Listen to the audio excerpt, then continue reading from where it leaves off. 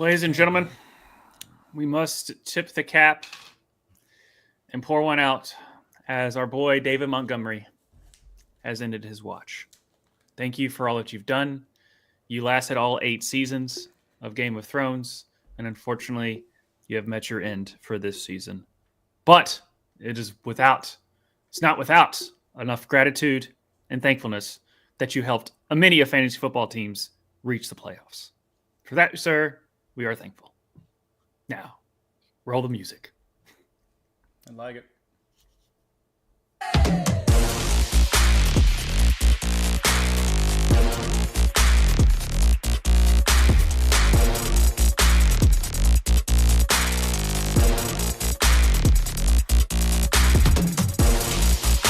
Hey, what is up, everybody? It's your boy Tvshka and Josh. We in the building. I hope I'm pointing the right way because I'm in a completely different view right now. Just changing the views up, change the settings, change the loud, whatever you can. You know, we're gonna roll the music the whole time. That's still the same. Still fucking that up. That's still the same. What's up, everybody? Welcome to the Fantasy Fuck Around here on Ruckus Entertainment Variety Sports, specifically sports that is tonight. Because it is Monday night, we got a doubleheader. And I don't think any of these teams are really doing anything right now. Josh, I mean, which one of these boring games are you trying to muster through? Sorry. Almost fell asleep there thinking about how bad these games are. So bad. Shout out to Justin Jefferson. He does have a touchdown. That's about as far as it goes. Everything else has been a field goal fest. Yeah, pretty much. Which, I mean, wasn't the case for the rest of the weekend. Thursday night was a pretty good start. And then, dude, you had some bangers of games. You also had some incredible performances. Mm-hmm. I mean, we're talking about, one person who scored 29 points barely being in the top 10.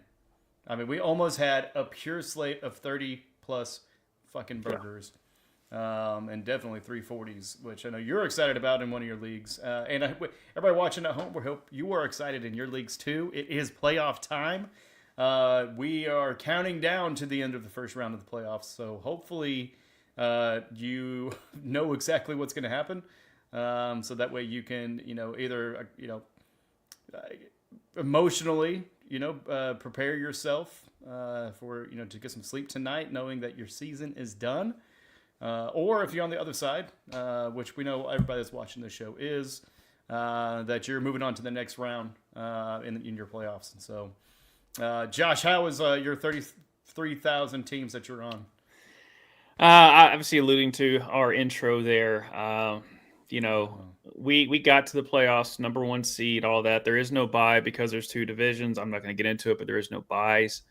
But I went up against David Montgomery. Unfortunately, tore his MCL. And so he is out for the season. So not only did he unfortunately hurt some fantasy teams out there, he also, unfortunately, it doesn't look good for the Detroit Lions.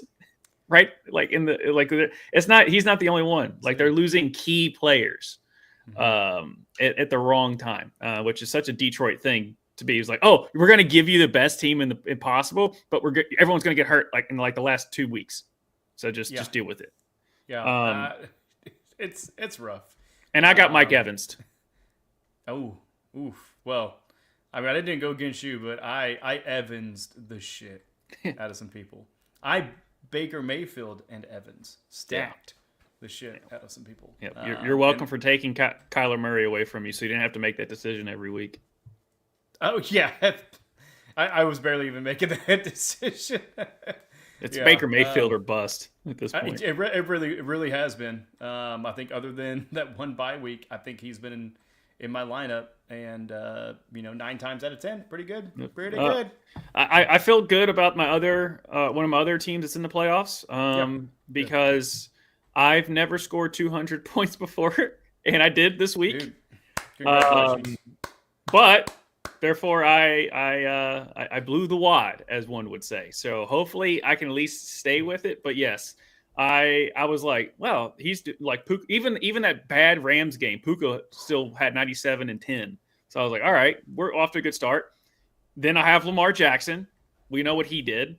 And then I have James Conner and I have Brian Thomas Jr. And then I have the Chiefs defense. So just it just like nope, that the planets aligned in the wrong time. Like it's like I'll take the win. I'll take moving on to the semis, but I don't think it's gonna keep going like that. It just typically doesn't. Yeah, but I'll take it if you can. Well, and especially for the Chiefs defense really scoring that much. Yeah, they've been good in keeping from people from scoring for the most part, but they have barely had any takeaways, and you could just tell it was so much pent up aggression that they just exploded all over Jameis Winston. So much for the fact that they got benched mid game. Yeah, and the team that has Mike Evans that I went up against started Jameis Winston. It still didn't matter. They still scored a gajillion points. So, yeah, they definitely did. Also, another good defense this weekend was Denver Broncos. They scored 22 points while the Chiefs scored 23. So the AFC West, baby, looking pretty good. I mean, even though the Chargers got mollywopped by a certain someone. But yeah, no, man. What do you think, man? Just jump right into the top 10. Let's jump right in. Let's do it. Let's jump to the cold end. Let's no warm up. Davante Adams. Good God. You don't do anything all year, but you did this one thing, and so many people are happy for you. Hopefully they were not completely disappointed with you the whole year that they did not play you. Could you imagine having Davante Adams on your bench? Oh my God! I picked the right jet this week. I'm just saying, in our Ruckus league, I picked the right jet because I have Garrett Wilson and Davante Adams. I've had him since the draft, and then I was like, shit. When Davante Adams went to the Jets, I'm like, crap. What am I supposed to do here? And I was trying to trade Davante forever, and I was like, screw it. They're going against the Jaguars, who is the worst passing off defense in the league, and man, did they hold that true. Oh, man, they definitely held it true. Davante Adams getting 43 points. Again, this is full PPR in our league, and 6-point touchdowns for all but quarterbacks. Quarterbacks for 4 point. But yeah, I mean, 9 receptions off of 12 targets. Doesn't really scream a whole lot there, but 198 yards. I mean, that alone would have fared you well. Probably better than he's done all year for you. But stack on top of that 2 touchdowns, and that gets you 43 points. And right behind him, I mean, the 2 quarterbacks in the game we're going to be talking about here in a bit. Josh Allen getting 41 points, 11 rushing attempts for 68 yards and 2 touchdowns, of course. Not the MVP. The guy just doesn't know how to. He's not the MVP. Score. I don't care. He's not the MVP. Yeah, well, I mean, we'll see. But yeah, 23 completions off 34 attempts for 362 yards and 2 more touchdowns. 4 touchdowns all day for him. He's not the only one, actually. He actually got outscored touchdown-wise by the next guy. Jared Goff getting 41 points, tying with him. But, definitely not known for rushing. He only had 2 attempts for 13 yards, but 38 completions for 59 attempps.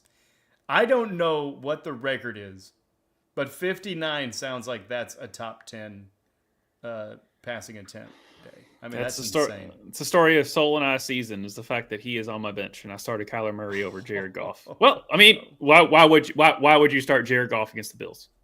Yeah, right. I mean, apparently anybody against the Bills, it's going to be scoring 30 or 40 points. Yeah, I mean, the Rams did it. And apparently they're like, all right, Josh Allen needs to win the MVP. So defense sucks. So he has to literally average 400 yards a game for us to be competitive. Yeah, that's the thing that a lot of people really aren't talking about. I mean, Josh Allen, give him all his flowers. But, dude, that Bills defense, very suspect right now. Very sus. But yeah, Jared Goff, I mean, getting 494 passing yards.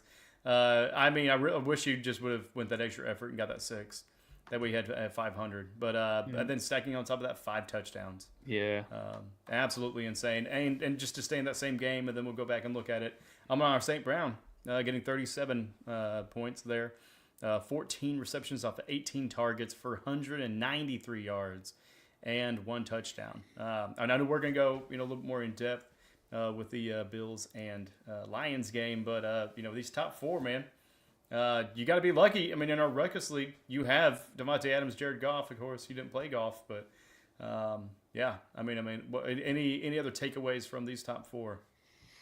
It's the fact that my opponent is in the top 4 as well, and as of right now, we are beating him. And obviously, we're not in the bracket. We're in the consolation or the shit bracket, as a poop bracket, as we want to say. But I'm winning right now, and anytime me and Sol can beat Jason, we'll take it. So far so good. We all know, if you've watched the show, that don't celebrate too early against Jason, because that will come back and bite you and make a really good short. So you don't have to bring that up. But it's good content, though. Yeah, it is and was, and still very painful. I actually was going to play it if it was on our list, but it's not, thankfully, because I don't want to subject myself to it. But yeah, man. God dang it. Freaking special teams. Such garbage. I mean, who put defense and special teams in the same group? You're an animal. You're a monster. But you know who else is a monster? My guy. Our guy, really, in other leagues as well. Unfortunately, he played against you, Mike Evans. Yeah. Good day, sir. 37. I think that hamstring's healthy. Yeah. I mean, that shit looked warm up. 37 points, getting 9 receptions off 11 targets. Again, doesn't really seem like that big of a stat. I mean, just like with Adams, but made the most of it. 193 yards and unfortunately only 1 touchdown. Or else he would definitely be up in there. 159. You said 193. It's 159. Oh, I'm so sorry. My brain jumped over to Amon-Ra. 159 and 2 touchdowns. Apologies. So he did get the 2 tutties.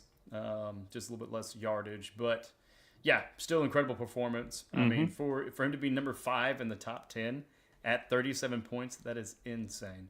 And because right behind him, is really kind of the king of the top 10. I think he's probably been in it the most since his counterpart has not been in this week. But Lamar Jackson getting 36 points, 6 rush attempts for 65 yards, but then really 21 completions off of 25. I mean, probably some of his most proficient passing, really, right there.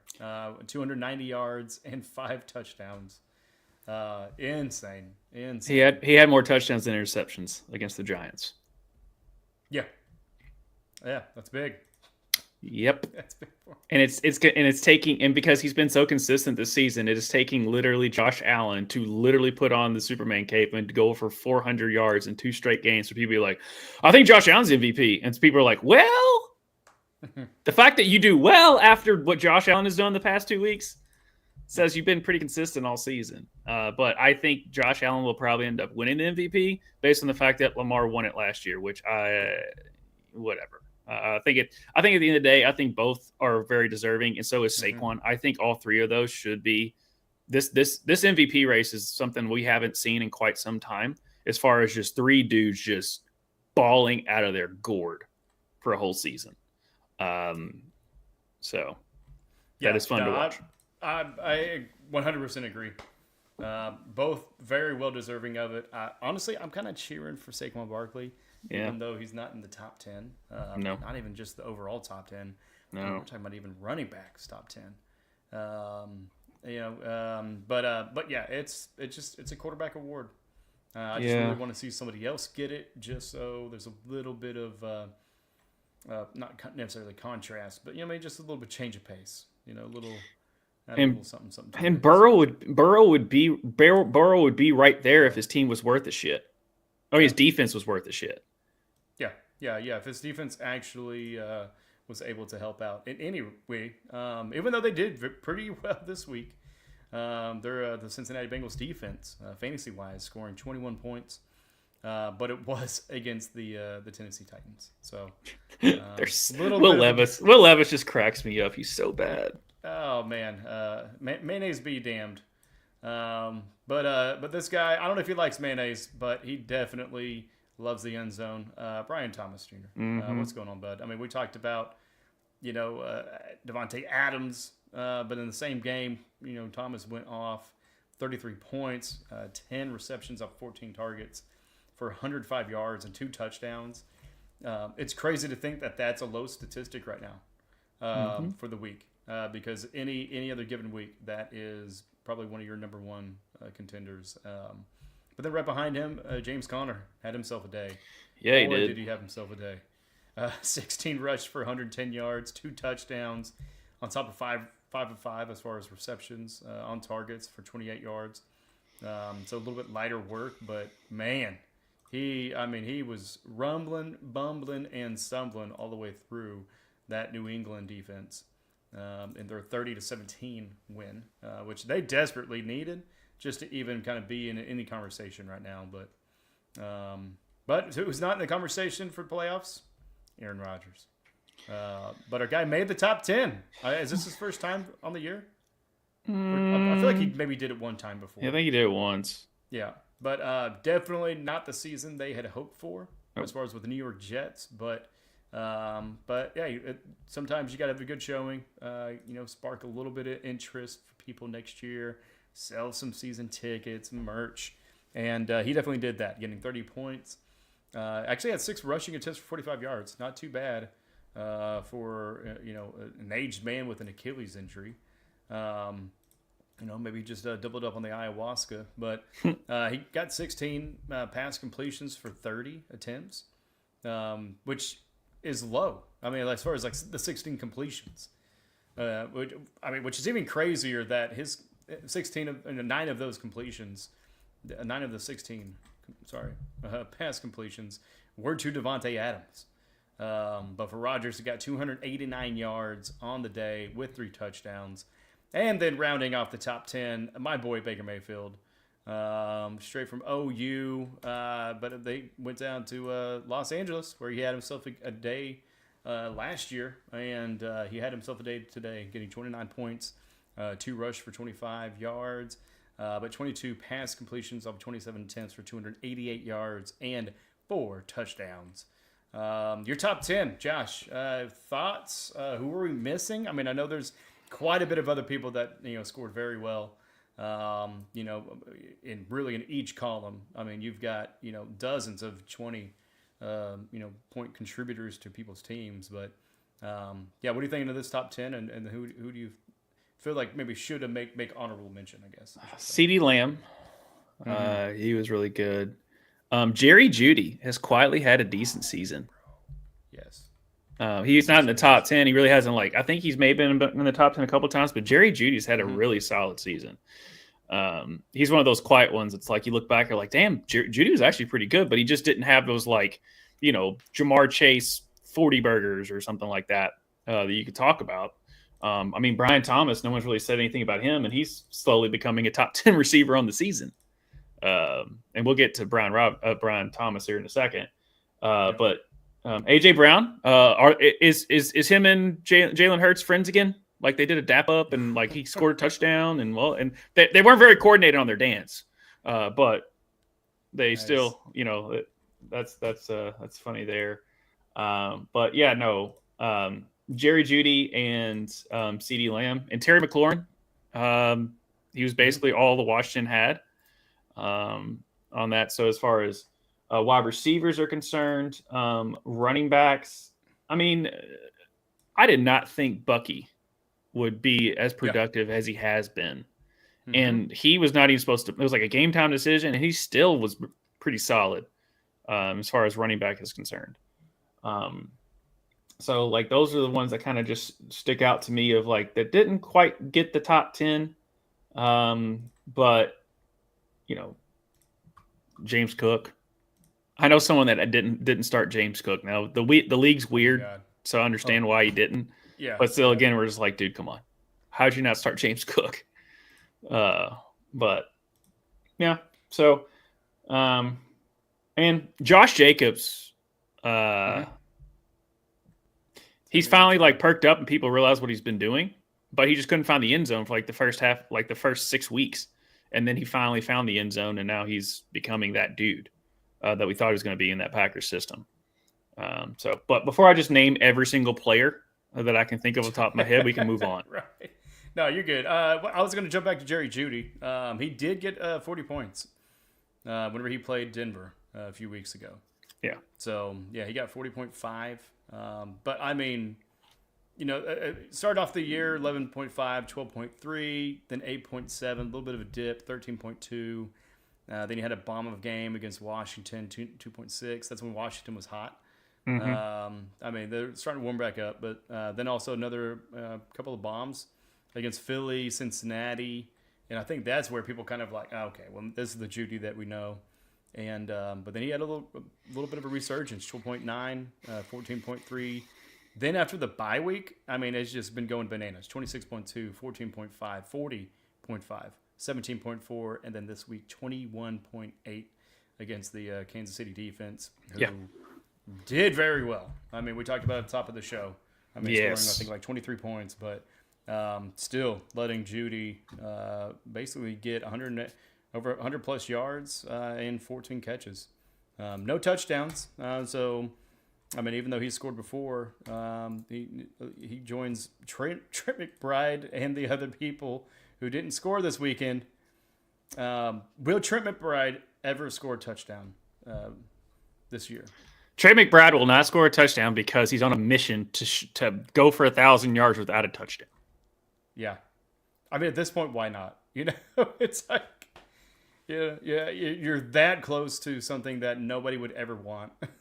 Why not grab it? Get the easy, history book deal, and they just, honestly, like a weird, creepy feather in your hat that you could just tell people, like, yeah, well, 1,000+ yards and no touchdown. So what did you do? But yeah, so for me, I mean, as far as kind of who's missing out of that, God bless it, dude. I mean, yeah, you really took a lot of them out of there. Jacobs. That's why I stopped. I was like, I'm just going to end up naming all the dudes. Yeah. So I'm like, Jacobs was a really good one. But yeah, I mean, for me, Neighbors, I mean, sneakily had a good game, getting 24 points. He had 10 receptions for 82 yards and 1 touchdown. He did, but ever since that concussion, he just took a step back because he started off so. I mean, it was like a freaking bottle rocket, and just like a bottle rocket, it was like, wow, that's boom, it's over. So right, which lends it more to what I'm saying is that he's him being right outside that top 10. He's an honorable mention because some people forget about him. Even though he may have CTE and forget a lot of things, I just want to make sure that we don't forget about him. Okay. No. And then Trent McBride, dude. I don't know. Trey. It's just funny at this point. But I've got another guy we'll talk about later. He's heating up or on fire. I know you've got a person you want to talk about as well. Trey McBride is the Julio Jones of tight ends. Gets a gajillion yards and a half a touchdown. Man. Yeah, you're not wrong there. But yeah, for defenses and kickers, I mean, kickers even had a pretty good day. Definitely not the one I picked. I did a last-minute swap of Matt Wright, who was the third kicker for the Chiefs. He got released because old boy came back, the Chiefs' main kicker, as far as butt kicker. And he did not do well. But hey, I mean, he had surgery. It's the first game back. It was, a miserable mess of a game as far as weather-wise for the Chiefs and the Browns. But for the kickers that did fare well, and a lot of them in domes, you had McLaughlin for Tampa Bay. I mean, of course, having a day right there. I mean, 18 points. He had 4 field goals alone made, 4 extra points. But then also made on top of that, 4 field goals.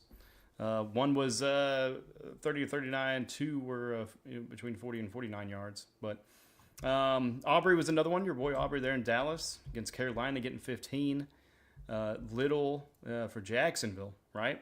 So when we're talking about not that great of a team, they're out of the mix. This might be a decent pickup depending on the matchups as far as getting Little, because Jacksonville might be kicking a lot of field goals. He gets 15 points.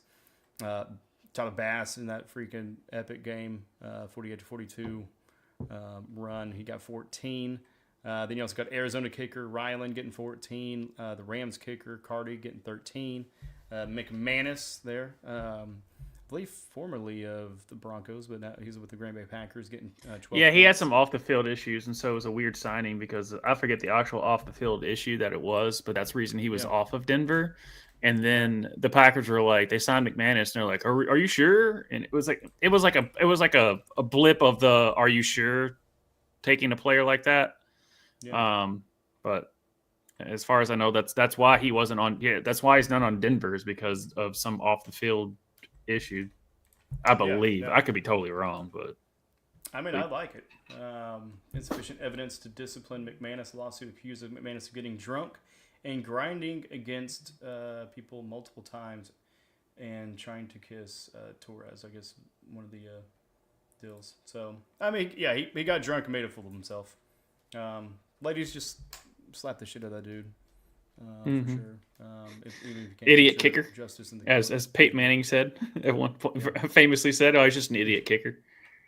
Yeah, they didn't get Peyton Manning on the McAfee show for that, or at least the game time kicking field goals. But so looking at those kickers, when we're talking about them, just because they get no shine throughout the year, No, but they actually had a pretty good showing this week, and this is the playoffs. I mean, 12 points, 10 points. I mean, even Moody, who's number 10, got 9. I mean, that's something that could prove to be the difference in your playoff, right? So, I mean, whenever you're looking at kickers, of course you're looking at matchups, but what else are you looking for whenever you're, streaming a kicker or maybe even just stashing one away or not stashing, but picking one up for the remainder of the playoff run? who gets to the 40 and stops? That's my kicker. So, for those keeping score, his name is the guy for the Steelers that I can't remember what his name is. Russell Wilson? What?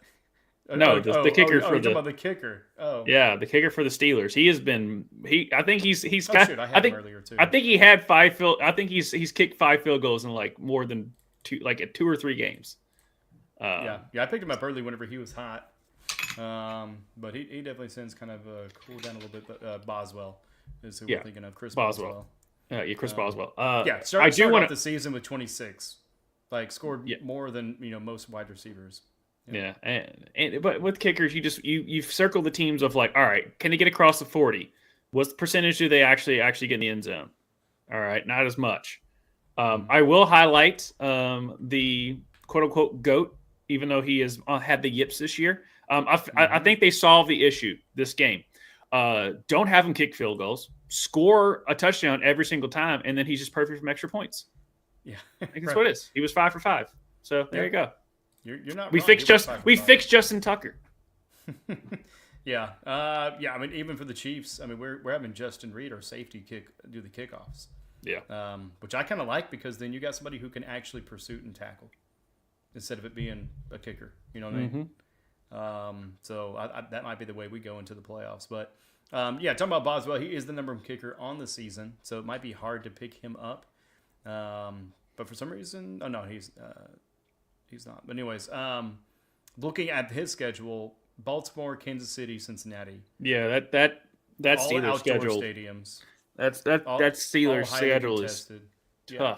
And without them, when George Pick, if no one watched that game against the Eagles, they couldn't move the ball because with George Pickens out, they lose that moon ball, number one, and plus you don't keep the defense honest. So those safeties are playing; they're playing everything up. So they're just sitting there, just stopping the run because you have no other receivers to really have a threat. Like George Pickens makes it to where you have to keep that defense honest with the moon ball that Russell Wilson can throw, and George Pickens is perfect for that. With George Pickens out, that offense has a very tough time moving the ball, especially against the Eagles defense, number one. And then they're going to go against now Baltimore. They always play them tough. Kansas City, we know how good their defense is.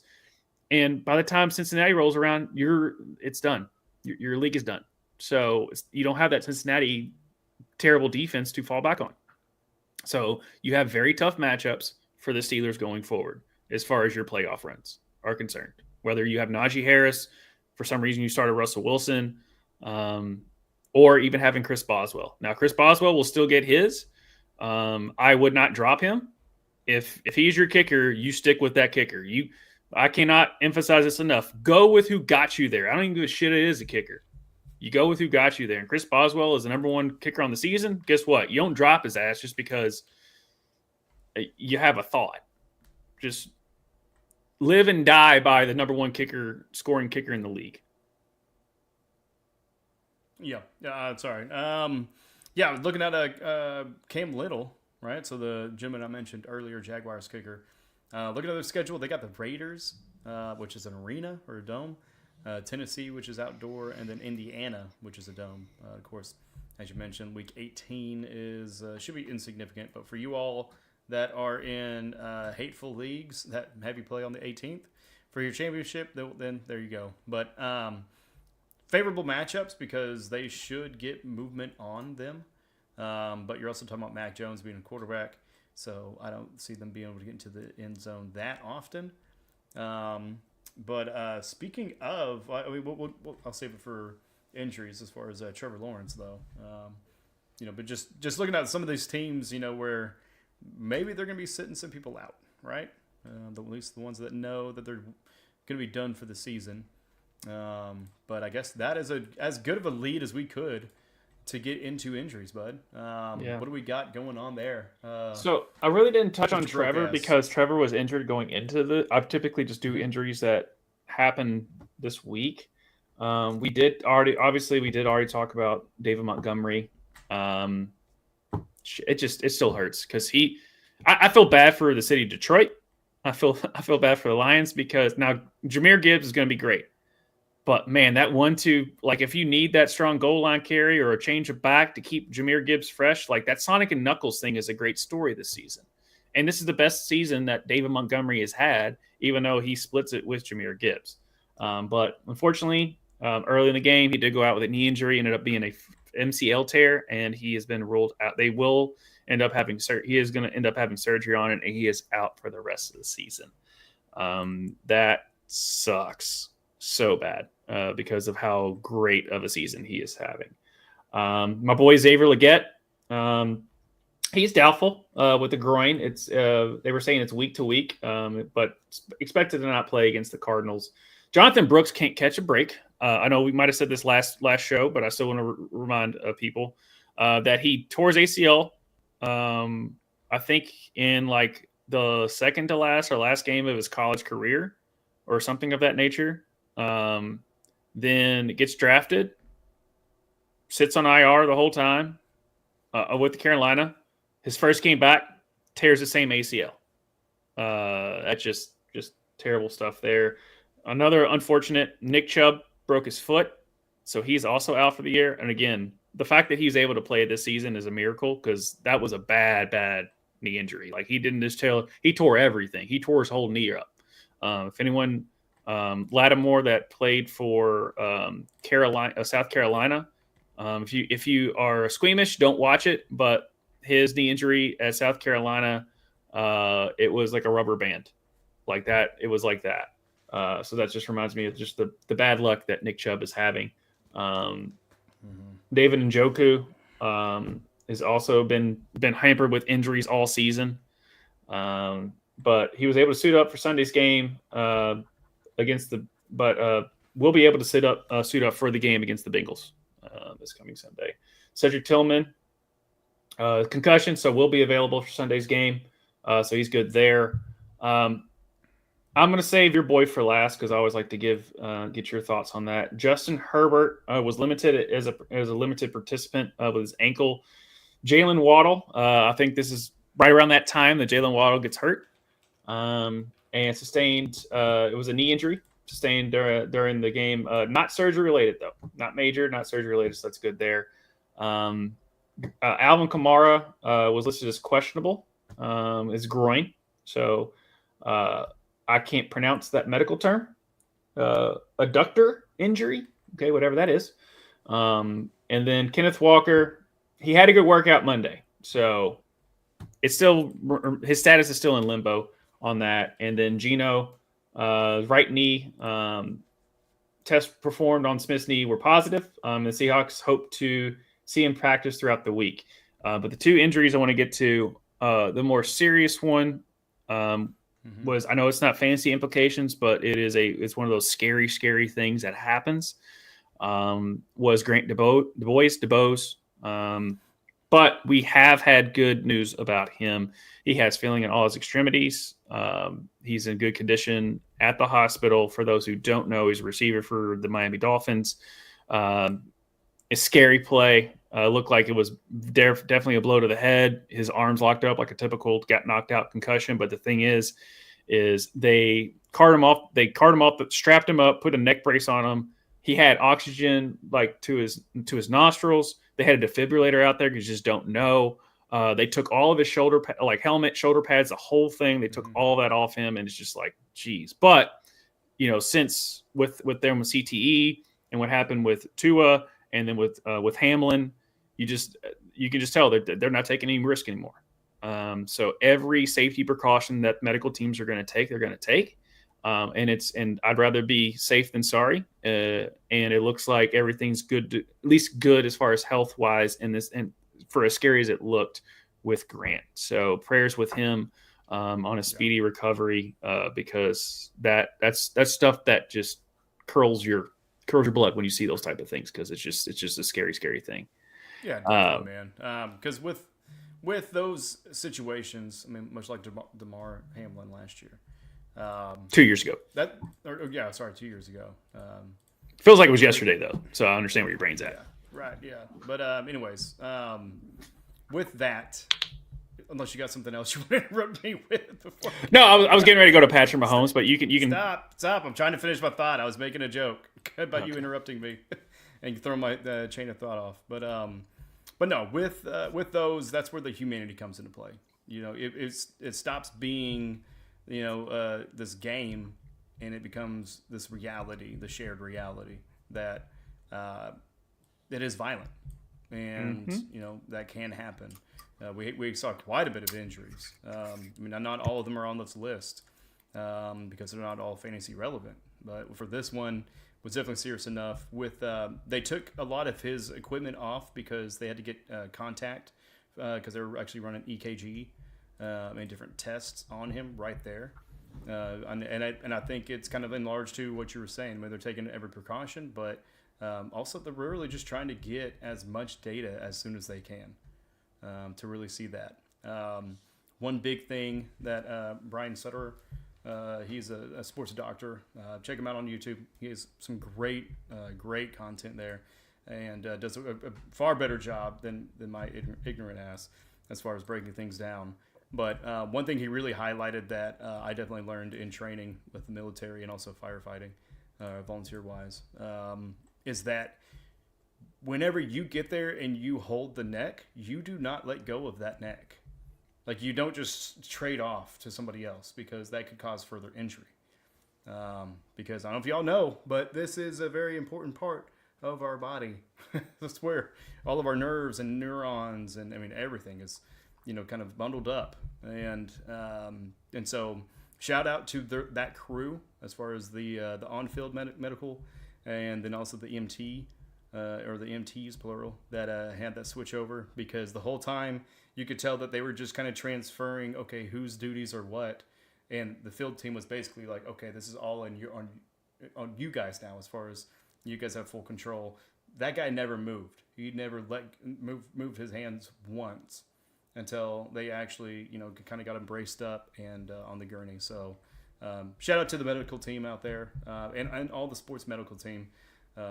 You guys may not always have the most thankful job, or might be a little bit thankless. And unfortunately, it takes severe ones like this for us to really kind of, call to attention you all. But you guys are doing a great job, so appreciate you. Keeping all the boys safe. And hopefully keeping Patrick Mahomes safe, right, man?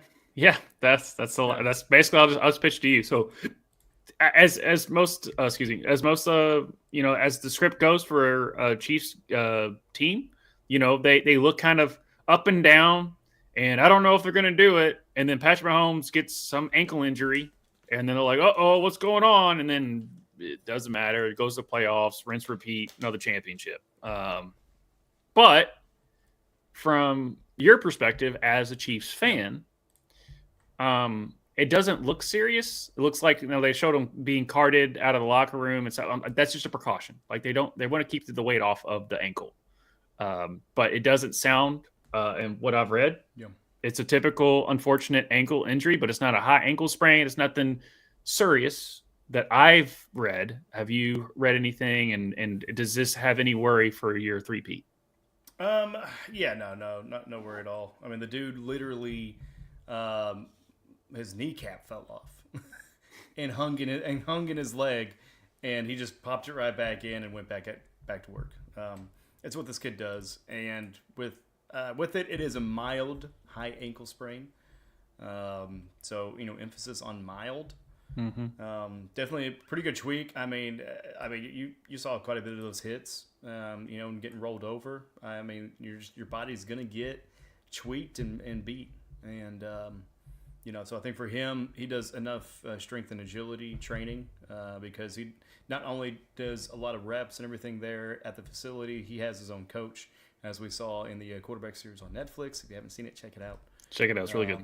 Yeah, really good stuff. Really good content and insight. But yeah, I mean, he goes the extra mile to be as flexible as he can, and for this very reason. I mean, it's not always just to have the wild sidearm throws. It's so he can have 300 pounds roll up on his ankle, and it just be a mild high sprain and not something else. But yeah, so they put in Carson Wentz at the end of the game. The game was pretty much well in hand, but I mean, we'll see. We'll see what they really do, because now you're looking into maybe some of the mitigation aspect. The Bills did win, and that was a significant win for them because they really needed that to stay in the hunt, and they very much are. The Chiefs play the Texans, which we are not favored against the Texans, which is odd, but maybe it's just more because of the news of this injury.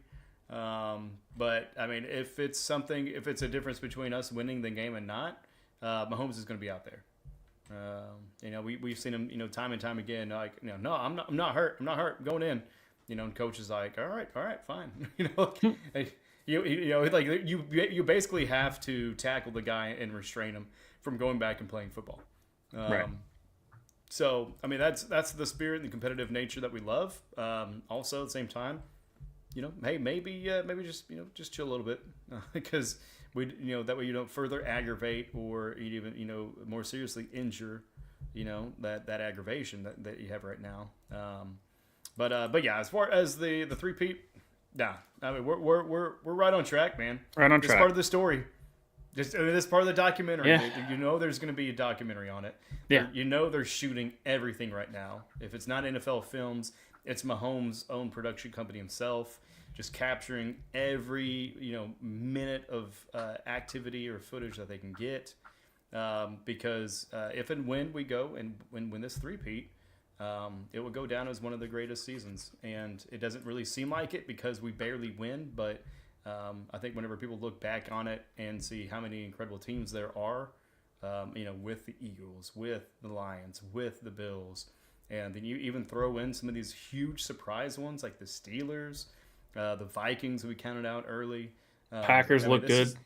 The NFC North, really good. Other than the Bears, are really good. Other than the Bears, yeah.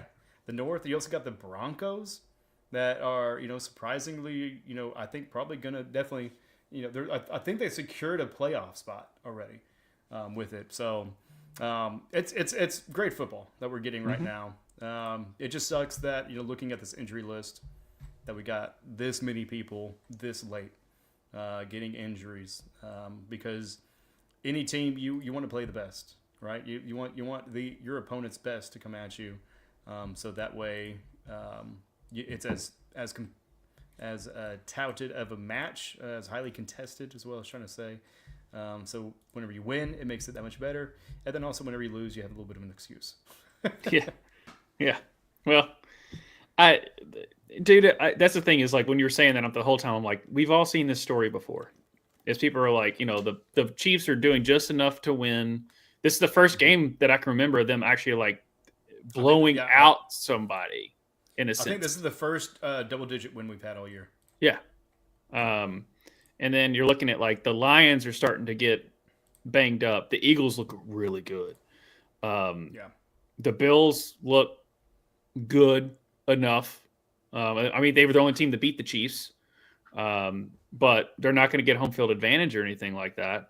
And the Ravens, their defense is not good enough, I don't think, to go against. Now you just never know. You have Lamar and Derrick Henry, and then if the Chargers make the playoffs, I won't count them out of going against the Chiefs as far as the Chiefs are concerned, like the teams that could really do. But at the end of the day, water is apparently still wet.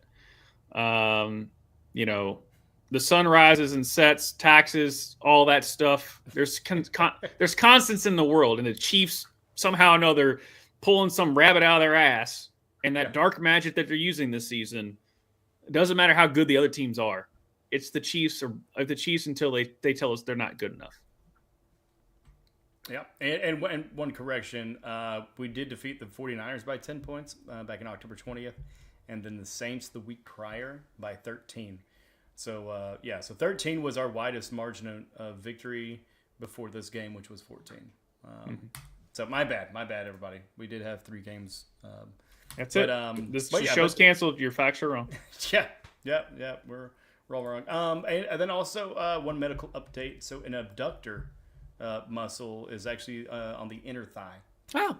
Yeah. Okay. So star wipe. The more you know. Little bit of the kind of the lats or kind of back area. Which I feel like mine has been hurting, so maybe maybe I should be on the IR list. We'll see. But you know who's not going to be on the IR list is some of these players, bud. And they have been doing absolutely incredible the last few weeks. Ladies and gentlemen, we're talking about he's on fire. His dude is on fire. Yeah, right. We're still going to work on some of the audio and video transitions. Over on the off season, so let us know what you want to hear. Definitely gonna be having the NBA Jam sound bites. But Josh, man, I'll have you start off. Who is your dude that's on fire? The one young man, and Daniel Haygood, I'll see him in the chat. Thank you for joining us. It's always a pleasure, sir. Our resident lawyer, that we pay that I give him the first round draft pick to keep him on retainer. I think that's the cheapest retainer of any lawyer in the world. Yeah. So I'll take that trade. But I am talking about one young Brian Thomas Jr. He is on a bad team. You say doesn't matter. He is a rookie. Doesn't matter. Oh, Trevor Lawrence isn't his quarterback right now. Doesn't matter. You know what he does? He catches footballs and he's really good at it. He's been kind of up and down, but he typically is doing what a rookie does, especially in the receiver position. He was getting used to the speed of the game, and now he's finally got the speed of the game, and he's become the number one target for the Jacksonville Jaguars. He's not blowing the doors off he did this week, but he's been pretty consistent. If you are a Brian Thomas Jr. fantasy owner, you are happy you drafted him, and we're happy you listened to us or any other fantasy podcast that was drooling over this draft pick, because you were getting great value for a person, mind you, has outscored Malik Neighbors and Marvin Harrison Jr. as far as the rookies are concerned. And guess where you drafted Brian Thomas? Probably around the 8th to 10th round, whereas Malik Neighbors was in the 5th, and Marvin Harrison sometimes going 2nd or even the 1st round.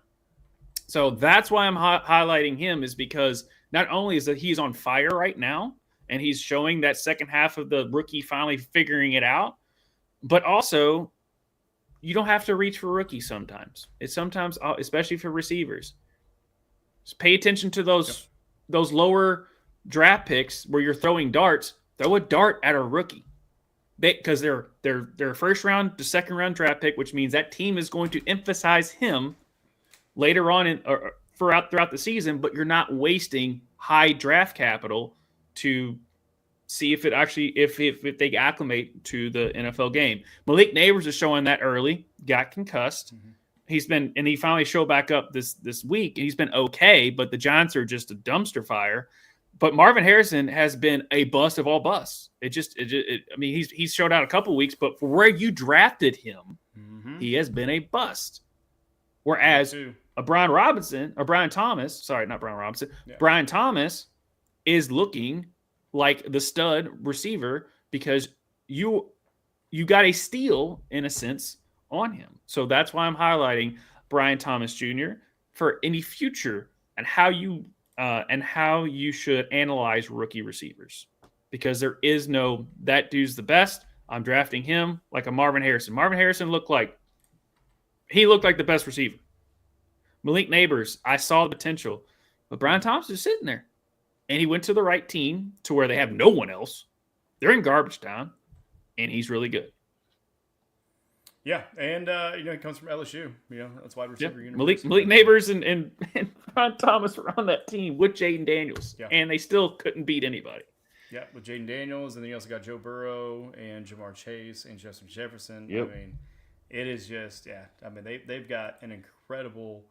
LSU just had an incredible last decade of filling up a lot of NFL rosters. But for Brian Thomas, he even started off good. Yeah. Like, it wasn't like I think it was in London he went off. Started off with like 4 or 5 points. I mean, off the jump, 14.7 week 1 against Miami. And then week 2 against Cleveland, 11.4, the 9.8, 21.9, 23.2, 5.7, 22.10, 15 points even, 6.2, 3.2, which I think right there is maybe where some people kind of had a little bit of a lull and maybe recency bias and kind of forgot how good he was, maybe dropped him. And then you also had the bye week coming up too. But since the bye, 4 weeks ago, 18.7, 16.6, and 32.5. In that, I didn't add it all up, but some quick head math. He definitely has about 250 yards. Actually looks like closer to 260 and 3 touchdowns.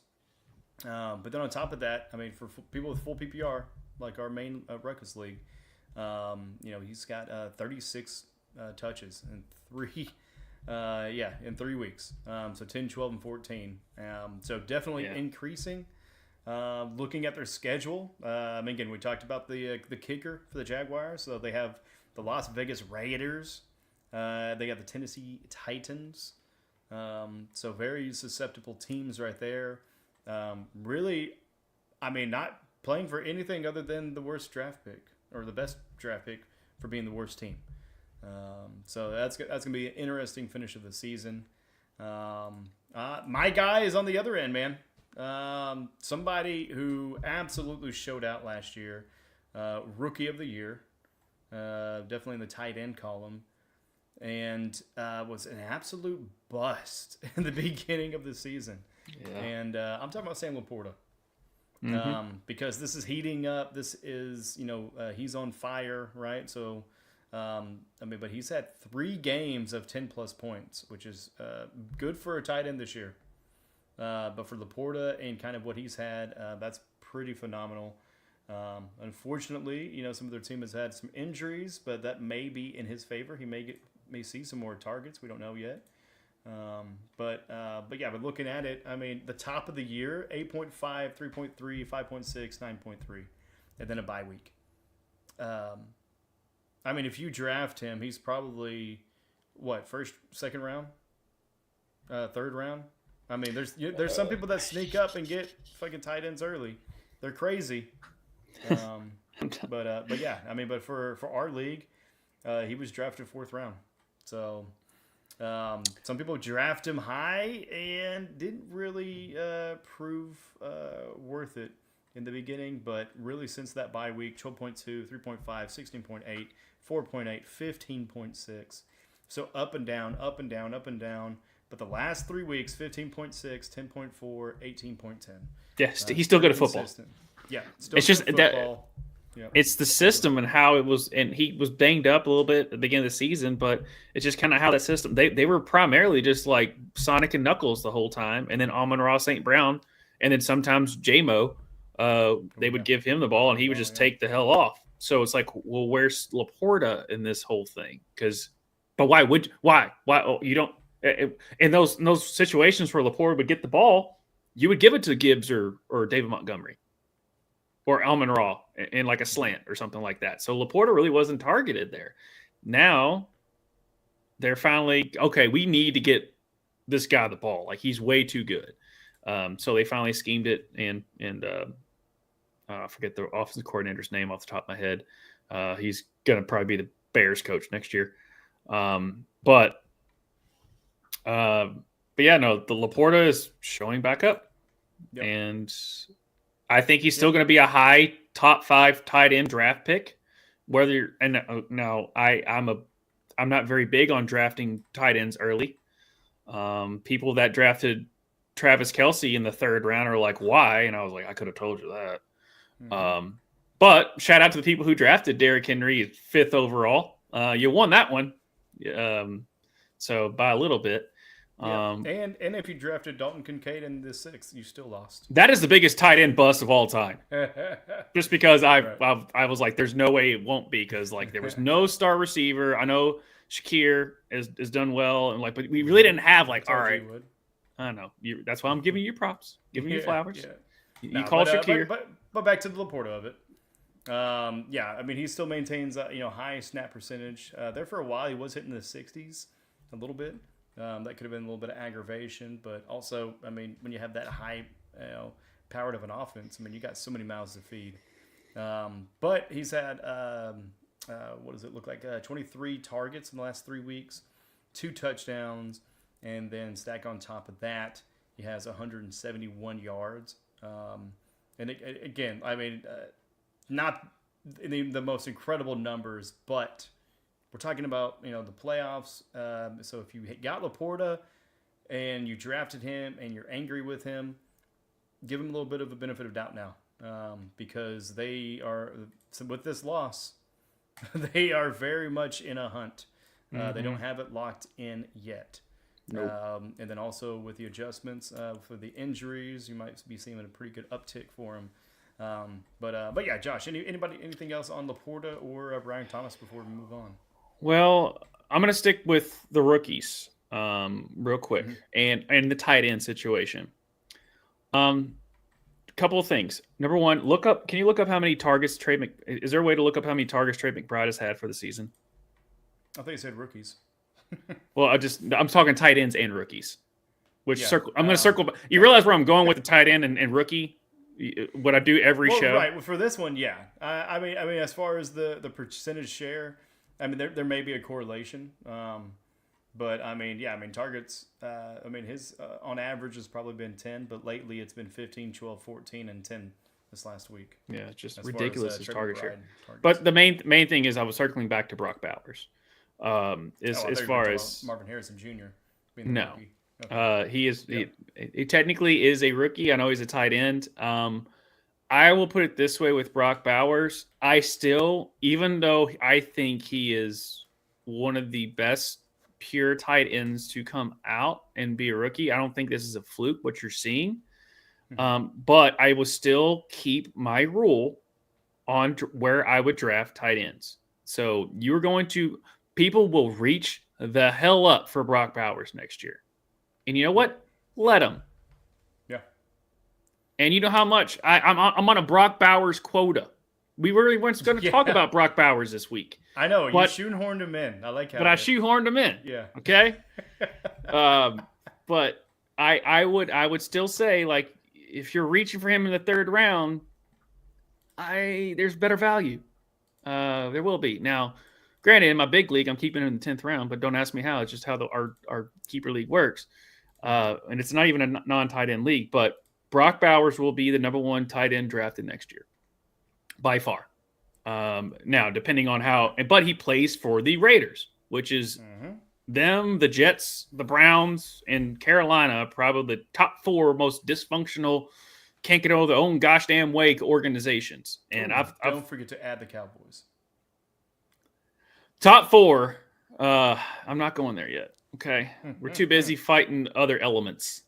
Sorry. But yeah, I mean, if we're talking about rookies this year, Laporta had a little sophomore slump, for whatever reason. But for Bowser, I call him. But is he going to get Shakir? As far as Sanders, I mean, who's going to have his quarterback because they're It's slated to have between the top picks. them and the Giants. They're trying to lose. Yeah. But yeah, if they get and this rookie class, I mean, it's whoever's going to get Shador, like up between the Giants and the Raiders, whoever gets Shador, the other one's going to get Cam Ward. And I don't think you're going to be mad about either. Obviously, I'd rather have Shador than Cam, but I think Cam is definitely a I think he definitely has at least enough tools in his skill set to be a lot better than who the Giants and the Raiders have now. So if I'm targeting Brock Bowers, 5th, 6th round, that's kind of where my barometer is anyway. Barometer is as far as like where do I stop? I stop at 5, 6 for tight ends. That's just where it is, especially when they're on bad teams. And Laporta, he's not on a bad team, but the team's so good that they spread the ball around. So it's like, yeah. And I mean, and one strategy to maybe try out next year is don't really draft a tight end, like not like at all, but just don't chase up and then trade for him. I mean, find a good gem at the end of the draft that just turns out, and then that first 2-3 weeks. I mean, that first like 3 weeks, you could have got Laporta for free almost. So that's might be something worth trying, everybody. Yeah. Trade for tight ends. Yeah. Right? But for example, I got Trey McBride in the 5th, 6th round. And he is the most consistent tight end to not score a touchdown. His numbers still baffle me. Yeah, I know it's incredible. But there are some numbers that probably baffled everybody else, and that's honestly probably the game totals. Do you want to start off with mine or yours first? Oh, you got it. All right. Yeah, we're gonna go on to the game of the week, everybody.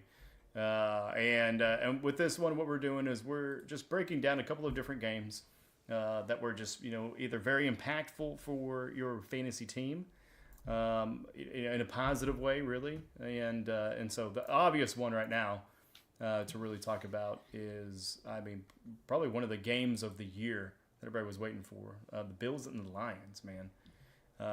Did you get to watch much of this game live? Not really, because I was traveling, but I did see the highlight of all highlights that didn't count, which is that weird ass looking shovel pass that Josh Allen did. Yeah. And I'm like, that's some backyard pee-wee football stuff. And these guys get paid a lot more money than we can ever fathom to play a game, and have played this game for a gajillion years. And he was still able to pull that off. He also had that one rollout. I forget, it might have been James Cook that he threw it to. But, I mean, he was literally like going one way and the receiver was going the other. And he just was able to get his shoulder square and had enough arm strength. And I'm like, okay, now I see why people drool over Josh Allen. Yeah. And the Detroit Lions were not going quietly into the night either. This was just a fun ass back and forth. It just sucks that David Montgomery got hurt. Yeah, he did get hurt in there, unfortunately. But everybody else cooked on that one. And you mentioned him, James Cook, absolutely cooked, getting 26 points. We mentioned him earlier, as far as with the running backs, but he got 14 rushing attempts for 105 yards, 2 touchdowns. And then just one pass. Maybe that was that one pass, but for 28 yards. Another one for the Johnson for the Buffalo Bills. He was another one really came through in crucial moments as well. But he got 2 rushing attempts for 9 yards, but 5 completions of 5 targets for 114. So I wouldn't be surprised if he sees a little bit of an uptick in usage, especially in the playoffs. Maybe not necessarily gadget play, but just somebody that is just reliable. And Noah Gray is for the Chiefs, he's a tight end, not super sexy, but he's reliable, and so that's why they keep going to him more often than not. So be on the lookout for them. But on everybody else on the day, when we talk about Allen and Goff going off for 41 points, Amon-Ra St. Brown 37.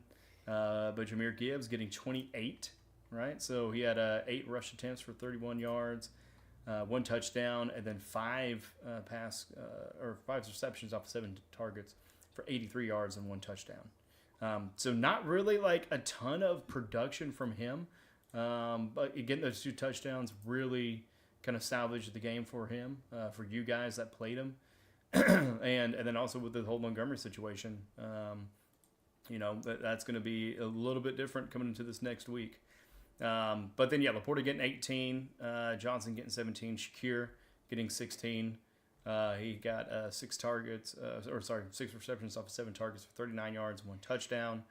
And then, Bass, the kicker, getting involved, getting 14 points. But Tim Patrick, bud, I think you even kind of guaranteed a Tim Patrick touchdown, if I recall right. That's all he's going to do, man. That's all he does, because he ain't gonna get you. He's got he had 1 catch, I think, for the touchdown. No, give my guy a little more credit. All right, he had 4 catches, 8 targets for 30 yards, but 30 yards and a touchdown. Woo, Tim Patrick. Yeah, but that's another one where, coming into these final weeks, hopefully, you're not that reliant on your waiver, but if you are, Tim Cook is a pretty good one to get. I believe we talked about him last week as far as kind of being on fire, or at least heating up. But anyways, so that's kind of the statistics of that game. I did get to basically listen to it. Was multitasking as I typically do on Sundays, and had that going in the background. And it was just a slobber knocker, back and forth. Yep. But it looked like, really, to me, just with the tone, the Bills just kind of had it. They just stayed ahead of the Lions the whole time, and the Lions just struggled to really get a whole lot going. But still, very highly productive game. Any other thoughts on this game before we jump off to yours? It's just, I think the Bills are where we think they are, and the Lions are still right there dealing with how many. Because you have to understand, they lost their best pass rusher like week 2 or 3 against it might have been the Cowboys. Yeah, they lost against the Cowboys where Aiden Hutchinson broke his leg. So they were already down there. Their defense was always suspect as it was, but their offense has just been cooking, and then they're still able to persevere that. And then Montgomery goes down. I think their defensive end, their big defensive tackle, defensive end went down this game as well. So I'm interested to see what Lions we get next week. And it's just, it's Detroit. They couldn't get out of their own way for years. This finally looked like this is the season. This is going to happen. And Mother Nature, or, something, all the planets didn't align right, and they're back to being like, oh, you're just bad luck. No, Detroit was always just a bad organization. They've got the right guys involved as far as their GM and head coach, and they've got that. And for people like, oh, they we need something quick. Now Dan Campbell was like 1 in forever or 2 in something in his first season. Then it got improved a little bit where they kept the Packers out of the playoffs in year 2. Year 3, he takes them to the NFC Championship game. And then now they have the squad that they need, and just bad luck happens. That being said, I am not counting out this Detroit Lions team at all. But I just think the Eagles, unless they just start punching each other in the face in the locker room, is going to be very, very extremely tough to beat out of the NFC. And it stinks because I think Detroit, up until they lost David Montgomery in their last defensive player, that they were the team to beat compared to the Eagles. And like you said, the AFC is still down to, they have the best. AFC has the best quarterbacks. So with Mahomes, Allen, and Lamar and Burrow. Yeah. Joe Burrow. Herbert. CJ Stroud's not really having that great of a year. No, CJ Stroud's taking a little renaissance. You got Bo Nix, the rookie. Yeah. Really just think if the Broncos still had Jerry Jeudy. Oh, dude. dude. I mean, but yeah, Bo Nix would probably be MVP contender. But you never know. I mean, it's about chemistry. I said Herbert, also, Daniel. I got you. I said Herbert. Yeah. Oh yeah, right. Yeah, settle down there, right? Yeah, okay. I said Herbert earlier. Yeah. We said it. We done said it, bud. All right. Also, Ryan and All in One, thank you all for joining us again. We're looking. Please join us our Discord because we are looking next season. We're a 10-team league right now, but we're obviously up for going to a 12-team. So and you all been frequently commenting, and thank you all so much throughout the season for commenting on the show. Please join us on the Discord, and we'll let you all know. We would love to have you all be the 11 and 12 team there. If you want to, we're already us two are already in like 17 leagues, so I'm pretty sure you can handle another one. So that way you can really start talking crap with Daniel and well, we call him GIF, but Chris Taylor, who are in our league. So you can join in the chat and talking shit to each other. So please, Ryan and All in One, join us on the Discord, and we can let you all know in the future for those things. Yeah, you can definitely make fun of them for stupid shit like that. That's dumb, GIF.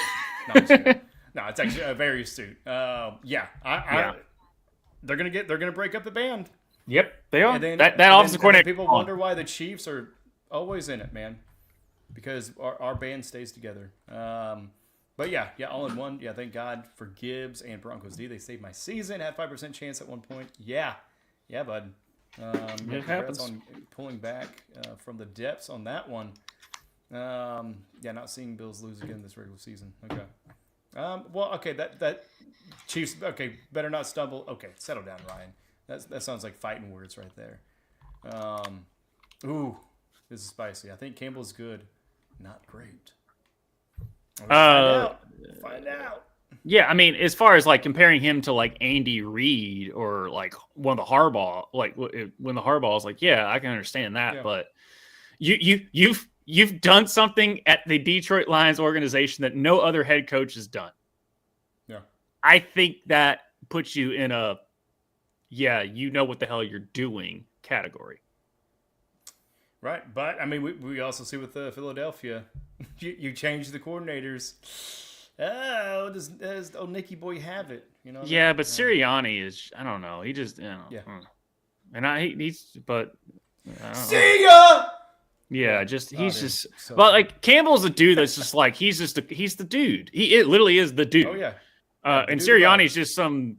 I don't know. He's just corny as hell. He's so corny. And every time, and like when Dan Campbell goes for it, you're like, all right, yeah, I can understand that. When Sirianni goes for it, like, what are you doing? Why?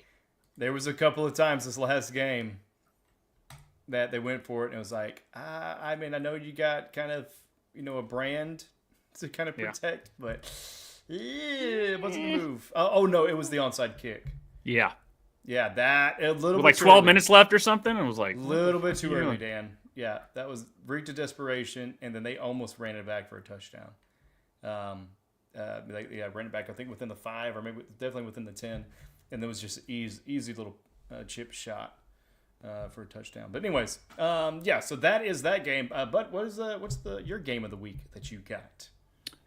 Surprisingly, it's between bottom feeding teams. There you go. I got it out. Bottoms. It's a divisive bottoms. It's a divisive movie. Some people really like it. Some people don't. But it has Marshawn Lynch in it. Anyway, no, it is between the Jets and the Jags. Actually, as far as game of the week, as far as fantasy scoring, two teams who talk about not can't get out of their own way. That's the Jets and the Jags. But I mean, you had Devontae. Devontae Adams, Aaron Rodgers. It's like, yeah, Garrett Wilson. Yeah, they should be good. No, they've been terrible all season. But Devontae Adams, I mean, it was poetry in motion between Rodgers and Devontae this game. There was this one like over the shoulder, like a Devontae Adams-esque, where Rodgers knew that's a tough ball for any receiver to catch, but Rodgers put it to where no defender can catch it, and the only person that can catch it is his receiver, and he knew Devontae could bring that down, and he did. And then obviously we talked about Brian Thomas already. Aaron had a good game. Mac Jones. Shout out to Big Cat Mac Jones. Yep, that's right. 8004. Yeah. Anyway, I forget the number off the top of my head. Yeah. Anyway, yeah. Sorry. Yeah, we're talking about Mike Jones, guys. If you're doing. Mike Jones. But Mac Jones, he Big Cat on for Barstool Sports, part of my take. He was like, Mac Jones is way too cocky to be as bad as he is. I was like, yeah, that makes sense. I mean, to me, that's the definition of cocky. It's being overly confident for no good reason. Right. Right. I mean, because if you're good and you're that proud, like you're just confident. Yeah, it's like those receivers that are down like by 30 and they get up and do like the first down symbol. It's like, what are you doing? Yeah. It's like, all right, I mean, get hyped up, right? But at the same time, like, just get back to the fucking auto, man. You guys you got to go. You're probably in hurry up. Yeah. Oh. But yeah, I mean, kind of to run through some of the stats of the game. Devontae Adams definitely topped. I mean, everybody. I mean, he was the top 10 overall. But yeah, getting 43 points. Brian Thomas Jr. we talked about getting 33. Aaron Rodgers touched the top 10 for the second time this year, getting 30. Mac Jones, though, I mean, getting 21. I mean, still a respectable showing as far as probably your backup's backup quarterback in this league. But yeah, bit strange though, right? So here's it. When we're talking about tight ends earlier, is Strange one that you're gonna kind of keep an eye out for? I mean, either if you got him this year, maybe to play, or maybe next year. Is Strange gonna be one? Britton Strange, he is 23 years old. This is his second year because they don't have the rookie column on him. But I mean, he has 18 points this week, kind of middling before, but also he is on the Jaguars. So I don't know. I mean, what are your thoughts on Strange as a tight end and as a fantasy prospect at all? I'll see where he goes if he stays on the team or not, because what they do with Evan Ingram, because Evan Ingram is the better tight end on the team. So that's what my focus would be if you're looking at Strange. Is where does Evan if Evan Ingram moves on, either through trade or sign somewhere else somehow? I don't think his contract's up. But if he moves on, then yes. If you're looking for a starter tight end, then Strange would be it. I just think that the Jags have a lot more to sort through than figuring out their tight end room. That's the issue. And so do the Jets. So it's like, oh, what do you think about Tyler Conklin? I hope he's on somewhere else because he's a great tight end in a not good situation. Yeah, and he didn't even get the top 10 of this game. No. Who else did was Little, my boy, the kicker. Yeah. Let's go Little Giants, getting 15. And then your other boy, Johnny. I'm Johnny. Fear and Intimidation. Garrett Wilson getting 15. Breece Hall only getting 13. As well as Travis Etienne. I mean, which name do you hate more, Hall or Etienne? Hall.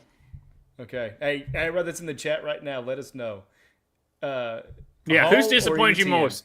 Etienne or Hall? I'm pretty sure it's Hall because he was a top 5 draft pick for most. Who would you rather throw off a bridge? None of them. I'm not doing that. I'm not committing murder just because your fantasy output's not that great. There's water. But no, dude, I mean, both, absolute disappointments. And then rounding up the top 10 for that game was Parker Washington getting 8. Yeah. So we're looking at this game. Of course, Adams and Rodgers going off. You got Thomas. I mean, what are the main reasons why you picked this as your game of the week, right? So, I mean, we're talking about like fantasy football. Why pick this game when there's so many other high-scoring games? Because these are players that went off, and people probably benched them because they're on 2 terrible teams who haven't done shit all season. So I picked this game because this game was just like either pissed off your opponent, being like, how the hell did you start? I can't believe I lost to a Jet or a Jaguar. That's the reason I lost. Or you benched them and you're like, how come I didn't start them? You know why I didn't start them? Because they're a Jet and a Jaguar. Yeah. That's why I picked it. Dude, I love it. I absolutely. Because it's causing you misery either way, probably. Right. Yeah. Yeah, I mean for Adams, I mean he has been on a little bit of a tear. Last 3 weeks, getting 17.6 against Seattle, 25.9 last week against Miami, then 42.8 this week. But yeah, before that though, I mean you had, 3 weeks he didn't play because that's where he was kind of holding out and then getting traded. But then whenever he started off, 6 points with the Jets, 9.4. Had 22.10. Oh my God, is he back? Then went back to 9.10, 9.10, and then 13.2. So it was just like, all right, like what are we getting here? Yeah. Hopefully they maintain this the rest of the season for Devontae owners. But then Brian Thomas. I mean, we talked about him. A pretty decent deal. But yeah, I mean, he had a little bit of a lull. Before this last run he's been doing. But yeah, I mean, Breece Hall, God bless, bud. I mean, it's sad looking at how all over the place his floor and ceiling has been. He didn't get any goose eggs. That's a good thing. But he did get 3.8. And then the highest on the year so far, maybe for the rest of it, who knows, 31.10. And then we're looking at Travis Etienne, negative 0.1. The dude lost you points 1 week, man. Mm-hmm. How do you do that? But then, his best performance on the year, 14.8. And guess when he did that? This week? No. Nope. Week 2. Yeah. I mean, to me, that's one of the biggest disappointments is like having such an early promising start, because then you kind of handcuff yourself to them where you don't want to give them up because they have that value, but then they just dip off and you're just holding on to it and holding on to it and holding on to it. I mean, it's almost like an old prank where, someone's like, oh, hey, hold on to this. And then they just run off. And you're right. Just, the fuck. I feel like that's what ETN did to pretty much the fantasy league. What do you think, man? Any final thoughts on this game, or really any of the other matches that went on this week? The Buccaneers destroying the Chargers. I know, and I'm not bringing that up just because Hagen's in the chat, but the Buccaneers destroying the Chargers was like, where did that come from? Right. Because I figured if I knew the Buccaneers were going to score, like they're just that good offensively. Yeah, Breece balls. I like it. Also, shout out to Ryan bringing up Derek Thomas. I do like giving him. I always like when someone brings up Derek Thomas. Oh, dude. Yeah, fight with some Derek Thomas jersey in the room, bro. That's what's up. 58, man. That was the first year I lived in Kansas City. Was whenever he passed away, and you saw 58 in all the buildings pretty much that whole year. Yeah, it's still one of my favorite moments when he was posthumously inducted into the Pro Football Hall of Fame. And I think it was his son that was given the speech, and he shot out Marty Schottenheimer before he really got that dementia and stuff. And like Marty stood up, and he was just like a puddle, dude. Yeah, because Derek Thomas is special, man. Yeah, and Marty's a hard ass. Yeah, so that's where he's not like Dick Vermeil, where he just cries whenever he's reading the telephone book. I mean they call it Marty Ball for a reason, and it's hard nose, but yeah. Yeah, man. Yeah, that's a good walk down memory lane. Appreciate you for that. I'm not bringing maybe a little bit. Hey, good, but yeah, you're but thank you, Ryan, for bringing that up. But yeah, maybe a little bit. I don't know. It helps the chat because I bring you all up, so therefore you're part of the show. But hey, look, I'm a Dallas fan. Misery loves company. Okay. Oh my God. But that being said, you're going to be fine because you have Harbaugh. You have Herbert and Harbaugh. Dude. You're gonna be fine. I mean, for me, the biggest thing is they surpassed all expectations this year. Mm-hmm. Huge change. Got rid of like most of their wide receivers. Right. And it's just one of those things where, honestly, like Buffalo, the off season, we didn't know what they were gonna be. Nope. They get rid of Diggs. I think they had a coordinator change, maybe. During the end of last year. Because it went from Dorsey to the guy that was the offensive coordinator for LSU, Joe Barry, I think is his name. Grady, right. Joe Barry, something like that. Yeah. Yeah. And so we had that change at the end of the year. We didn't really know what either of these teams look like, and both of them surpassed it. I mean, Yeah, shout out to McDermott and the fact that it helps to have two of the best quarterbacks in the league. It always helps that way to figure it out. And Herbert just hasn't had a good coach. He finally has a good coach, and they're not making Herbert really do as much as he needs to. But Herbert's the dude. It just stuck me in. I mean, where do you get your weed, man? Yeah, where do you get your weed? From you, Dante. Oh yeah, that's right. What's up, man? What's up, Mr. Chasel? Yeah. Yeah, Giff, you better be watching, man. You didn't pick up on the reference last night. Defense will win a lot of games for them, I'm guessing. Yeah. Yeah. I heard this before. I don't know. I'm just gonna go on a little soapbox here. For the people that sit there and be like, people say, "Oh, defense don't win championships." Yes, they do. Trent Dilfer is a Super Bowl starting quarterback, a Super Bowl winning team. Brad Johnson is a starting quarterback, Super Bowl winning team. You know why they won? Has nothing to do. They're just good enough. I would kind of maybe give it to Flacco.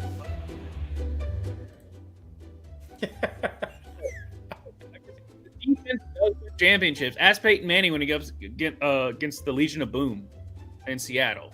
Like, Russell Wilson didn't have to do shit because they just destroyed Peyton Manning from the gate. The defense sets the tone, and then the quarterback can just do whatever the hell they want. There's a reason Brady won 6 Super Bowls. It's because he's that good of a game manager, and just he's the GOAT. But look at his defensive ranks. That's why I'm saying I don't think Baltimore is going to win it this year because the defense is terrible. The Chiefs have Patrick Mahomes, and they're good enough, and they have Andy Reid. They're good enough, and their defense is solid. Yep. We did have an injury on defense, one of our cornerbacks. That's the second corner that's been injured this year. And that's why I like the Eagles, too. I don't care how much they're punching each other in the offensive room. Their defense is solid. Yeah, there we go. Nick Foles. Uh-oh. Was that your guys' backup? No, Big Dick Nick. Philly special. He was a starting he is a god in Philly. I think they made like the statue of that, but yeah, he was he's holding like that. Yeah. But no, you can never forget Nick Foles is always going to be in NFL history. Just because he was not the starting quarterback that year. Mm-hmm. Carson Wentz gets hurt, Nick Foles goes in, but that team, that defense was good enough. It was a solid team top to bottom. And they went in and beat a Patriots team that people thought were just going to dog walk them in the Super Bowl. And they punched the Patriots in the mouth and never let up.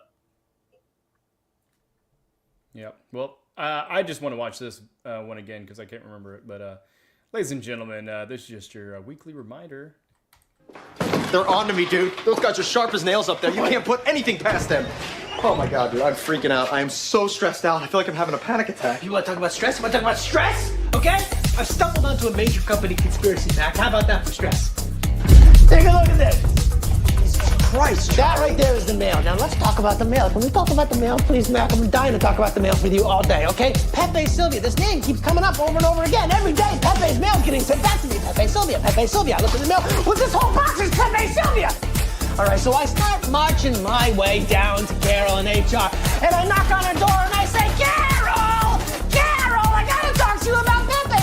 Fine, you know what, Barney? Give this guy a cigarette. He's freaking out. Huh? Who? Barney. He's the guy who tipped me off with Pepe Sylvia. Barney? Who the hell is Barney? You don't think about. Oh shit! What the hell did he? You've lost your mind. You've lost your goddamn mind, Charlie. Yes! Oh my God! I forgot how good that was. Yeah, dude, that needle drop. Oh shit! Where is it? Shit! It's so good. All right, Josh, what do you got for the folks before we get out of here? Well, the holiday season's coming up, so you all have a Merry Christmas, Hanukkah, whatever you all are celebrating. I hope you have a merry, jolly, whatever it is that you are participating in. Family, fun, friends, all that. Look at some lights. They twinkle. They're fun. But also with us, we are going to try and bring you as much content as we can next week, but bear with us because it is that holiday. I mean, Christmas is literally in the middle of the week. So just bear with us. We're going to still try and bring you all the show. I will be on location in family places in Louisville. So you might see a different background than you see here. But we're still going to try and bring you all the fantasy F around that we can on Monday. And then Wednesday, we're going to try and work out the REV Sports Wrap It Up being on Christmas Day. Obviously, won't be there. I have talked with Justin. We're going to try and bring you Ruckus Wrestling on Thursday. So we're going to try and bring that to you all. It just depends on how our schedules and what's going on with our two schedules there. So we're still going to try and bring you all the great content we can next week. But if we don't, we'll be back for the new year to keep it going. And then, hey, everyone, please, like Ryan and All in One, like we said, please join us over there in the Discord. Links down below. It's free over there because we're open to off-season ideas for this show. Of anything. Obviously, we are in a dynasty league together. So we might be bringing out, just and mainly we're probably doing a draft special as far as like after the draft and see how those players may shake out for your fantasy teams going forward, and who to target, who to not target, all of that as far as off-season stuff. But we are still open. Please let us know, comment down below, or join us over the Discord and let us know over in the Fantasy F Around page to let us know. Yeah, the show needs nudity. You have to pay a lot more than that for that GIF. Hey, you got to get on screen, bud. Yeah, on screen. Yeah, if you want nudity, show your face. Give it to me, baby. Fine. Yeah, show your face, you coward. I love the end of year draft idea. Just reverse look basically on the year and who you would draft now. I also just really, just want to drink some eggnog and have a good time. You know what I mean? Get a little shitty. But yeah, definitely for everybody out there, hope you're doing well with your playoffs. And Playoffs? we're talking about playoffs, Jim. We're talking about playoffs, baby. But we're also talking about getting out of here. So you guys stay fucking great. Stay awesome. I don't know. I was going to say sexy, but that felt a little bit too much. Yeah. You see how my brain stops a lot of times when I'm trying to get a thought out and my brain just like, no. Oh, dude. Yeah. Well, they're definitely kicking in. But we're kicking out. Everybody, y'all be good. We'll see ya on the next one. The next Fantasy Fuck Round. Merry Christmas. Peace. You filthy animals.